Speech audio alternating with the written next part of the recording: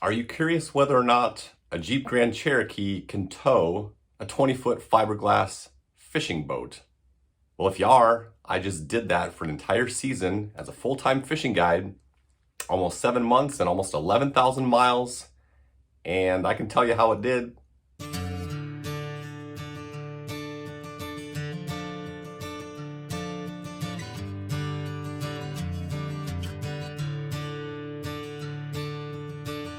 So here's a little background and some specs for you. I've had the Jeep for a while. It's 2015. It is a Jeep Grand Cherokee Laredo. It has a factory tow package in it, and it's rated to tow 6,200 pounds. I used to tow my Lund 1875 crossover aluminum boat with it, and obviously that was no problem. Then I upgraded to the Fiberglass Pro VGO. And I tried to do my research. The weight of the boat should be somewhere between 4,500 pounds and 5,000 pounds fully loaded. So it was kind of right at that 75 to 80% of towing capacity, which seems like it's not too big a deal. The one thing I did notice during the season is sometimes it would struggle a little bit going up steep hills. It wouldn't be able to hold acceleration, or hold speed. However, it did a pretty good job for the most part.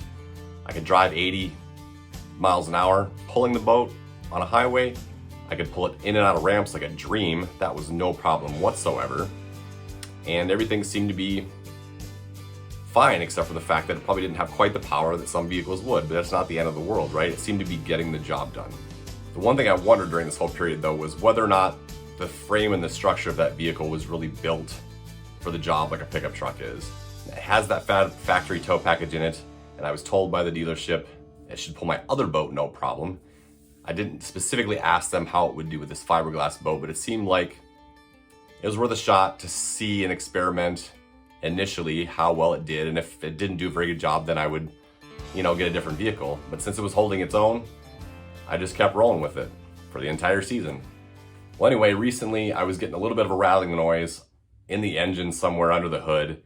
Thought I'd take it in just to check it out, see how things were going. My last checkup that I had before the season started was fine, no big deal. Everything checked out great.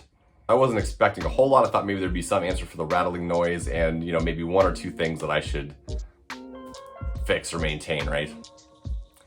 Then the guy slides me this piece of paper that has the fix sheet on it of what needs to be taken care of, and I just about threw up my lunch on that piece of paper. It's like, even though it seemed like the car was performing fine, there were so many structural things that were clearly struggling, and I assume it had to do with towing the boat. He did tell me that, when they test out vehicles, they have a test fleet of 200 cars that they run for, something like that. I don't know what the number is. A certain number of cars for 200,000 miles. They run them and run them and run them until it hits that point, and normally on average, there's 2, maybe 3 things structurally that wind up needing brake fixes. I had 8 of those things on this sheet, and granted, the car was almost at 120,000 miles, so you are going to expect to have some things go wrong and some repairs needed, but it was obviously far and above what you would expect on average. So I am now looking at getting a pickup truck to pull this boat. And obviously, like I said, it did a fine job. It did really well getting in and out of ramps. None of that was an issue, no matter how steep they were. It actually did better at getting in and out of ramps than anything else. The Jeeps are kind of a beast in that regard. So I guess what I would say is, like, if you're a weekender, sort of every once in a while fishing trip person, and you're not driving very far to do it, it's probably fine if that's what you have and you don't want to upgrade your vehicle or get a special vehicle just for towing. But obviously, as a full-time guide, towing that boat for 10, 11,000 miles during a season, it just didn't really hold up. So you live and you learn. Now I know. Now I'll get a new vehicle. And if any of you guys have been wondering about that, hopefully this was helpful.